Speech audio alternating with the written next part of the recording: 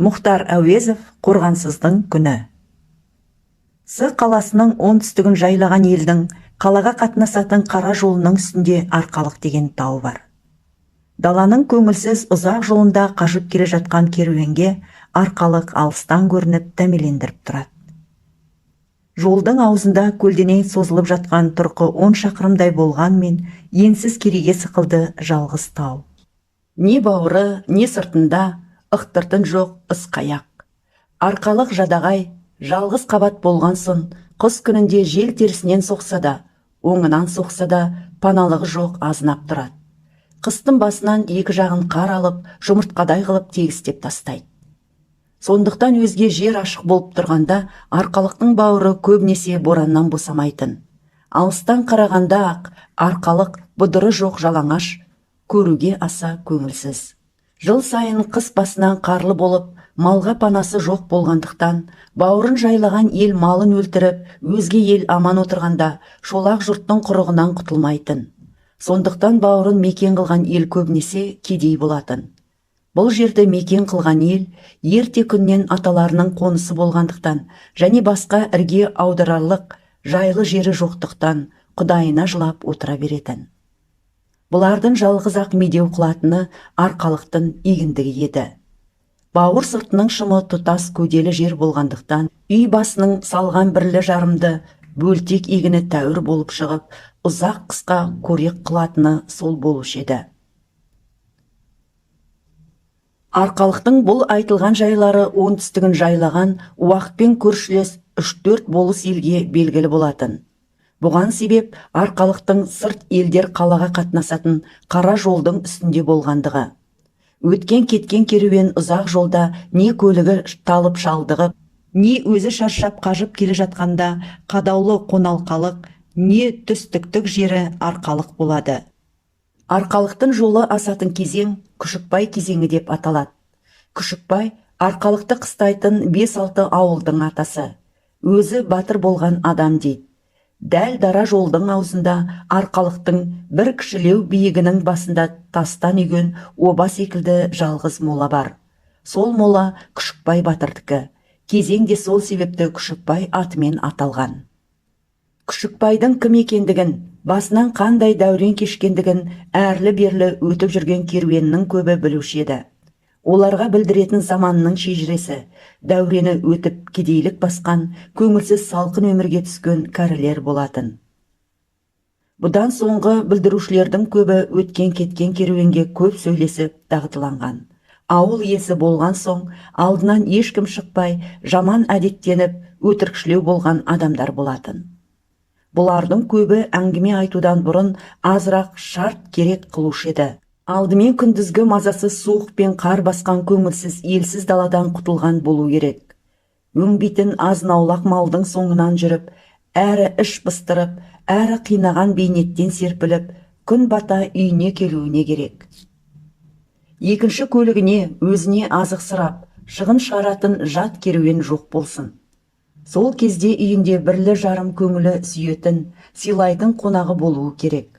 Ақсақал мал қоралап болып, жайланып шайын ішіп, қазан аспасының аузында кейде жылтылдап, кейде лапылдап жанып жатқан отты көріп, бұрқылдап қайнап жатқан еттің иісі мұрнына келіп отырғанда серпіліп әңгіме айтатын.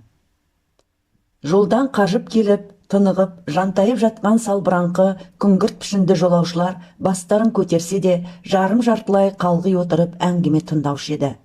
Міне, осындай көңілді жайдың бірінде өткен күндердің көп әңгімесін еске түсіріп отырып, әңгімеші ақсақал сөз арасында Күшікбайдың тарихын сөйлеуші еді. Күшікбай батыр 21 жасында дүние салған екен. Ерте күннен жортуылға аттанып, уақыттың көп батырларының арасында бұғанасы қатпағандығына қарамай, талай қиын қыстауда ақыл тауып, қажымай қайрат ерлік көрсеткен. Осындай өнерінің арқасында ерте күннен батыр атын алған екен. Соңғы жылдарда көздеген мақсаты қолбасылық болып, аяғында оған да жетіп, егескен елінен кегін алып, егер қылып жүргенде шешек шағыпты. Шешек ауыр болып, төсекте қозғала алмай көп уақыт жатып қалған. Сол кезде Күшікбай ауырып жатыр дегенді естіп, талайдан өшін ала алмай жүрген уақтың бір батыры жауының жанын ауыртпақ болып, белдеуде байлаулы тұрған Қызыл Бесті деген атын тал түсте тартып алып кетіпті. Пәленше атыңды алып кетті деген ағайынның жетімсіген сөзін естігенде жаны шыдамай, ауруымен алысып, жылқыдан ат алғызып, жалаңаш етіне бір шекпенді кие салып, жауының артынан қуып кетіпті. Батырды мұқаттым деп үйіне келіп, жада жайланып, жау отырғанда, Күшікбай атын ойнақтатып, найзасын түйілтіп, өрт сөндіргендей болып зәрін шашып жетіп келген. Сол бетімен ауылдағы самсыған сары құлға, соғысамын, қан төгемін деп әлек салған. Бірақ жиылған елдің ішіндегі басты адамдар. Уақтың баласы бірін-бірі өлтіріп араздаспасын деп, ат шапан айыбымен Күшікбайдың атын қайырыпты. Батыр еліне қайта қайтқанда ауруы меңдей бастап, атқа әрең жүріп, осы күнгі бейті тұрған биіктің басына келгенде мұршасы құрып, найзасын тіреп аттан түсіпті. Сонан соң басын оңға қаратуға ғана шамасы келіп, жан тәсілім қылған. Артынан ағайын туғаны жылап барса, шешегінің ауыздарын шекпен қажап, қотырының суы шекпенінің сыртына шып-шып шығып кеткен екен дейді. Батырдың көп мұратына жете алмай, жас күнінде қуаты қайнап, долданып өлгендігінен моласы тұрған биіктің бауырынан боран, ызғар айықпайтын болған екен, деп бағанағы кәрі әңгімесін тоқтатушы еді. Бұл әңгімені айтушы адамдар Күшікбайдың кім екенін жұртқа танытқанда, өзінің сол батырдың ұрпағы екендігін көңіліне бір талай қанағат қылып, бойы көтеріліп, көңілі күңгірт өмірдің уайымынан бір талай сергіп қалушы еді. Январ айының аяқ кезі. Күн батуға тақап қалған мезгіл. Күн батыс батуға айналған күннің қызғылт сәулесімен нұрланып, қызыл торғынның түсіндей боялып тұр. Күнге жақын тұрған ұзынша жұқалаң бұлттардың түсі қалың өртке қызған темірдей қып-қызыл. Төбеге жақын тұрған алысырақ бұлттардың бір жағы ғана жұқалаң қызылға боялған асыл нұрдың буын ғана жаратқандай. Қызғылт сәулесін дүниеге жайып тұрған күн шарасымен тұтас көрініп тұр. Аспан ашық. Берірек тұрған аз ғана алашы бар бұлттар кең жаһанның жүзіне перде болған жоқ. Күні бойы тыныш болған жел Күшікбайдың бауырында ғана ызғырықтап, жаңада жауған көбік қарды жаяу борасындатып тұр. Күннің қызыл сәулесі даланы да, тауды да өз өңіне кіргізген. Күнбатыс жақтан бораған ұсақ қар да күн астынан қызғылттанып көрінеді. Жоғарда айтылған Күшікбайдың асатын қара жолдың үстіне арқалықты бетіне алып, қала жақтан бір пар атты келе жатыр. Жайдақ сары шанаға биіктеп салған жеңіл жүгі бар. Жақсы киінген екі жігіт. Сылаң еті бар екі қодырат қажығандығын білдірмей, көшір жігіт божы қаққан сайын ығыса жөнеліп, сары желіп келе жатыр. Жолаушының бірінің торғын тысты жаңа түлкі тымағы бар. Қалың киімінің сыртынан киген мол сұр шапанының жағасы қара барқыт.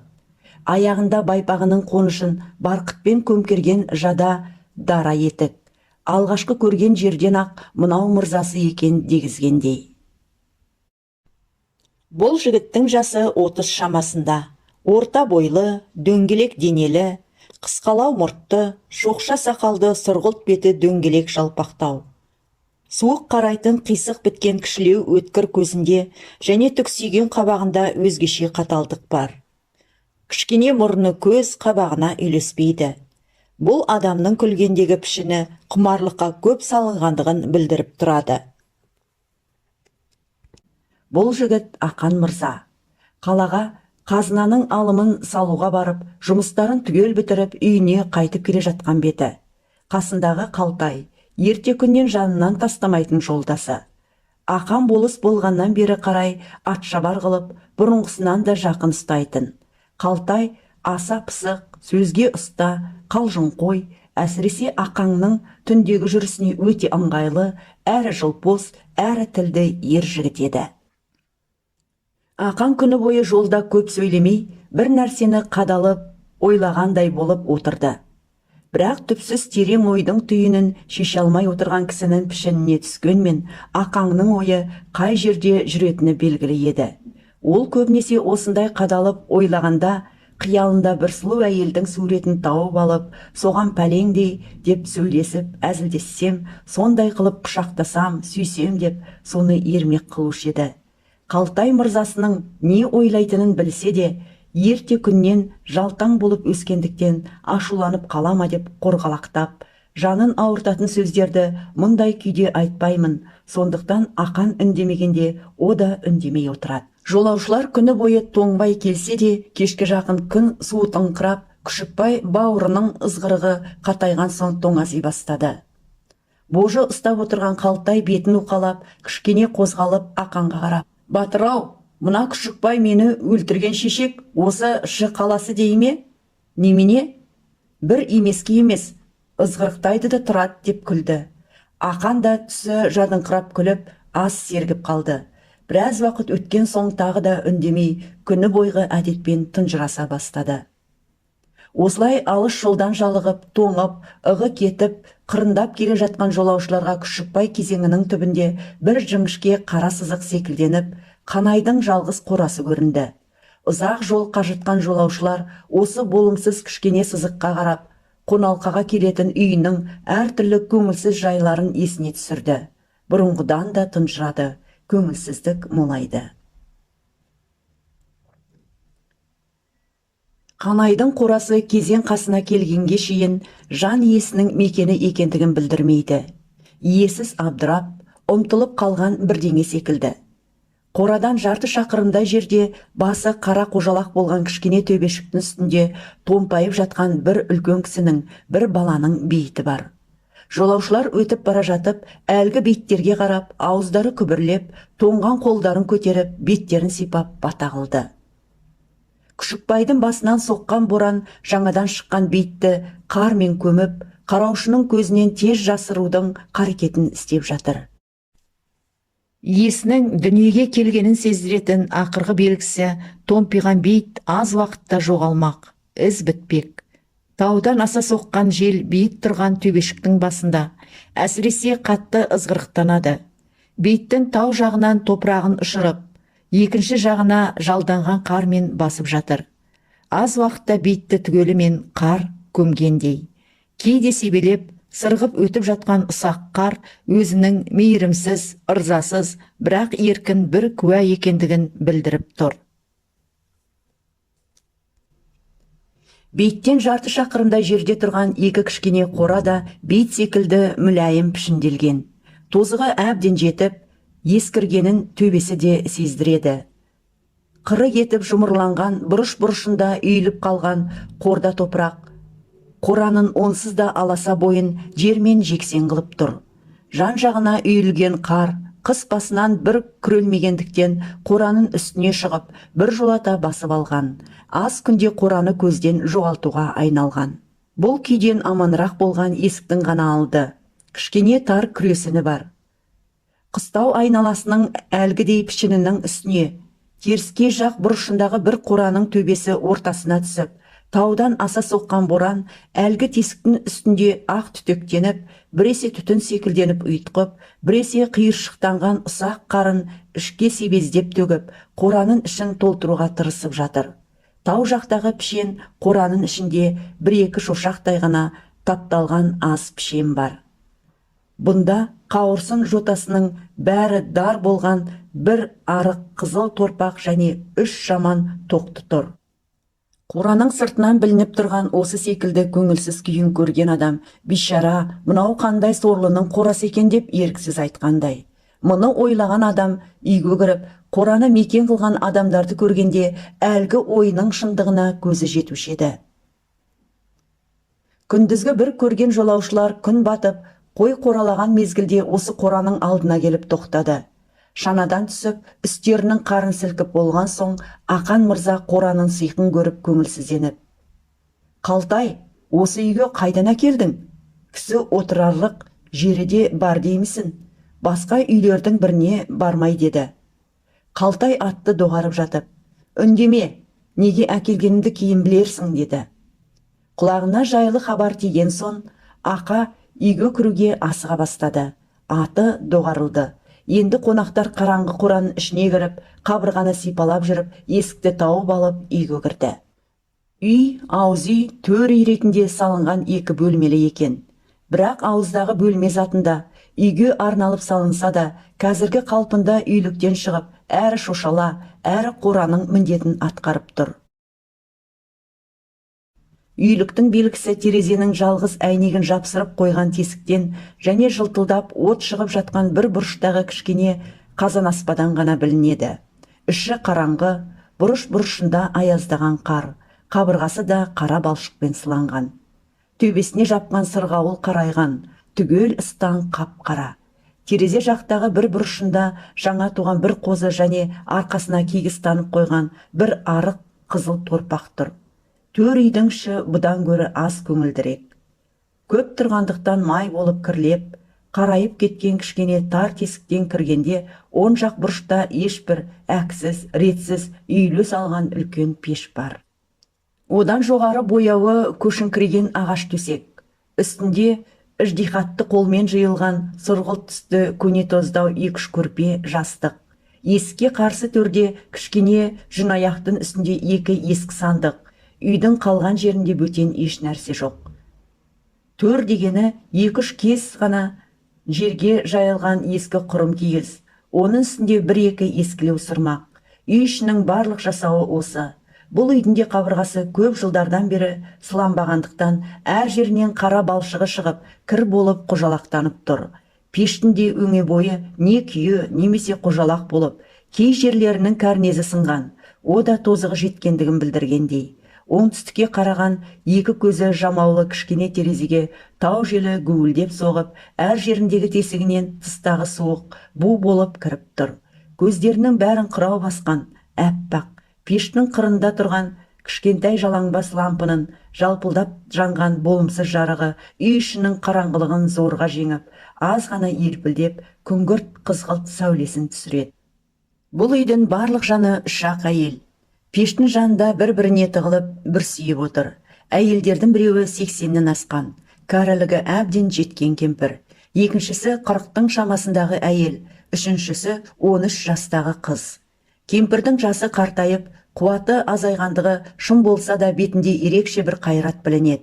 Ерпек пішіндес кесек. Үлкен, жалпақ маңдайлы, қошқар тұмсықтау келген үлкен мұрынды. Тақырлау сұйық қабақтың астынан көрінген кішкене өткір көздері қажыған салқын жанармен жалтылдайды. Маңдай мен екі ұртына түскен қатпары қалың терең әжімдері өмірінің талай қайғы, талай бейнетіне куә. Бұл кемпір осы үйдің қазіргі қожасы. Ана әйелдің біреуі келіні, біреуі сол келіннен туған немере қызы. Келіннің пішінінде не жақсылығына, не жаманшылығына айғақ болған орасан белгі жоқ. Орта пішінді, орташа жаратылған адам тәрізді. Бірақ бұның пішінінде де өзгеден бөтен бір жаттық бар. Қадағалап қараған кісіге ол көрінетін. Тұңғиық қара көздері бір қараған жерден аумай, ылғи жансыздықпен қарап тұрғанына көзі түскен адам бейшараның кім екенін айырушы еді. Ол жаңа арада екі көзінен айырылған су қараңғы еді. Бұл екі әйелге ермек жұбаныш болып отырған жас қыз. Ол сыпайы, нәзік болып өскен Ғазиза. Жіңішке сұңғақ бойлы, аз ғана секпілі бар дөңгелек ақсыр жүзді Ғазиза. Көрген көзге алғашқы жерден ақ сүйкімділігін сездіретін уыз жас. Жалғыз ақ, ұяң жұмсақ қарайтын қара көзінде және ылғи шытынап, кірбіңдеген қабағында қалың уайымның салған ізі бар. Пішіні мұңды, жүдеу. Жас басына орнаған қайғы, жүрегін жеген дерт сыртына шығып тұр. Бұл баланың уайымы не? Уайымы осы үйдегі үш, әйелге ортақ болған жесірлік, жетімдік. Бұлардың басынан тағдыр дауылы жанада ғана соғып өткен.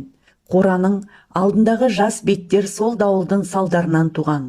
Бұл әйелдердің қуаныш қызығы да, үміт қорғаны да сол суық қабырға өліктермен бірге көмілген. Ол қабырда жатқан Ғазизаның әкесі, Жақып және жаны. Туысқан жалғыз кішкене бауыры Мұқаш. Осы бүгінгі кештен бір ай бұрын әкесі мен бауыры қабат жығылып сүзек болды. Ғазизаның ағам өлсе күнім не болады деп, күндіз түні бірдей тыным алмай, Құдайға құпия сыпырлап, оңаша жерлерде тыста жүріп өксіп-өксіп жылағаны, кемпір әжесінің мойнына бұршағын салып, ата бабасының әруағына жалбыраңғаны себеп болмай екеуі де өлген. Иесіз қорада қуатсыз, қорғансыз үш әйел құлазып, зарлап қалғанда, маңайынан жиылған көрші қоланы ғазиздерінің сүйегін суық қабырға салғанын ойлағанда, әрқашан Ғазизаның жүрегі шаншып, өңі қашып, көзінен ыстық жасы тамшылап кетуші еді. Бұл бала жасынан көкесінің жалғыздығын, ағайындарының достығы жоқ қаттылығын ойлап, сыртына шығарып ешкімге айтпаса да, сол әкесіне жаны ашып, тілеумен өскен. Ол көңілді болған уақытта бұл да көңілденіп қуанып отырушы еді. Жасынан сезімді бала зерделігімен әкесінің жалғыздығын, шаруасының нашарлығын ұғып, соған қолынан келгенше көмек қылғысы келіп тұратынын сезген соң, үй іші түгелімен Ғазизаны әлпештеуші еді.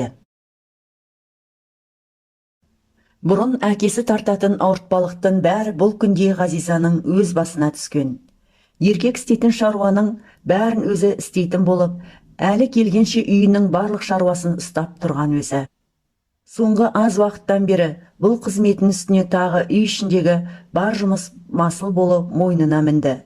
Бұрын тыстағы шаруасына да көмегі тиіп, үйдегі барлық шаруаны жайлап отырған шешесі 20 күннен бері көзінен айырылып соқыр болды.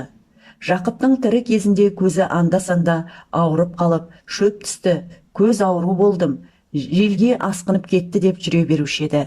Жақып өліп, көп жылаған соң, сол көзі де аз күнде су қараңғы болды. Үй ішінің қайғысы бұрынғысынан да асты.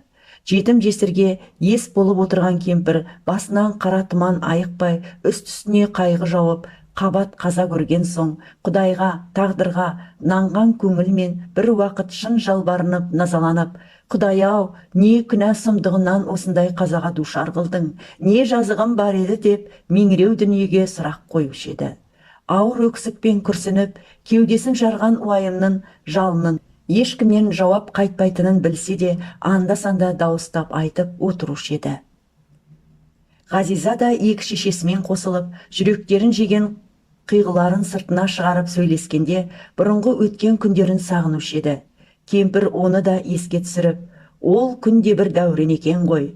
Жақып тірі тұрғанда кімнен кең, кімнен қор едім, деп ақ ұрып алып, ендігіні айтсаншы, тістегеннің аузында, ұстағанның қолында кетіп отырған деп үнсіз жылайтын. Күндегі әдетпен белгілі уайымның соңында бейшара әйелдер отырғанда, ауыз үйдің есігі ашылды. Шеуі бірдей, бұ кім деп есікке қарағанда, бұлар отырған үйдің де есігі ашылып, үйге түлкі тымақ, жақсы киімдер киген екі қонақ кіріп келді. Ғазизаның соқыр шешесі Ғазизаны түртіп, қонақтың кім екенін сұрады. Ғазиза қонақтар келген жердегі таңданған пішінмен ақырын, білмеймін, танымаймын деді. Қонақтар киімдерінің қалған қарын қағып, төрге шығып отырған соң, аш жаулық әкелгізді. Ақан Құран оқыды. Артынан Ақан да қалтайда үй ішімен амандасып кемпірге қарап. Құдай ісі сыпайышылық, ақырының қайырын берсін, деп жайлап көңіл айтты. Үй іші қонақтар алғашқы келгенде таңданса да, артынан пішіндерін, қалыптарын көрген соң, жетімдік халдеріне мүмкін болған дәрежеде көңілденіңкіреп, жадырап, шамаларынша сергей бастады. Еркектері өлгеннен бері қалған әйелдердің уайымынан босаған шағы осы бөтен кісілер келгенде ғана болатын. Одан басқа уақытта үшеуі үйде оңаша отырғанда жетімдік, жалғыздық та, қорғансыздық, сорлылық та көздеріне айқын көрініп, көңілдерін мұң мен зардан айықтырмаушы еді. Сол ретпен қазіргі қонақтар келгенде де қабақтары жадыраған себебі осы еді. Қонақтар шай ішіп жайланып болды. Кемпір ауыл ақсақалы, басты еркекшер де қонақтармен әр нәрсе жайынан жақсы сөйлесіп отырды. Кемпірдің байсалды сөзінен қонақтарын құрметтегісі келіп отырған ықыласын және қайратты жүзін байқаған соң, Ақан да әр нәрсенің жайынан сөйлесуге жалықпайтын сияқтанып отырды. Басында қала жайынан, ел жайынан қысқа-қысқа хабарлар айтып отырған қалта еді. Шай артынан екі қонақ көбінесе кемпір сөзіне құлақ салып отырды. Кемпір қонағы бір елдің болысы болған соң, оның үстіне сөзінің салмағы бар жуан ауылдың баласы болған соң, екінші әрлі-берлі өткенде бірде болмаса бірде сөзім, ісім түсер деп, өзінің баласы өлгеннен бергі жайын білдіріп қоюды ойлады. Осы оймен өзінің жай күйін айта бастады. Кемпірдің әңгімесі шешен ұғымды тілмен ұзақ айтылды. Даусын біресе тиісті жерде қатайтып, өңін ажарландырып, біресе ақырындап келіп, аяғын сыбырлап, жеке-жеке айтып, ұғымды қылып, барынша көңіл іждихатпен айтты. Әңгіме әлпеті өлер алдындағы қоштасып отырып айтқан, немесе бір үлкен марқабат күткен кісісіне жаны қысылған уақыттағы үміт, тілек айтқан сөзге ұқсайды. Ақанға қарап, қабағындағы кірбеңі жадырап сөз бастады. Қарағым, біздің хал жағдайымыздың шет жағасын көріп біліп отырсың ғой деп, тағдырдың барлық суығына, зардабына, азабына шыдаған, шыныққан, қайратты, сабырлы пішінмен күрсініп алды. Біз жетім жесір қалған панасыз бейшарамыз. Барлық дүниенің тауқыметін арқалап қалған жас балам анау.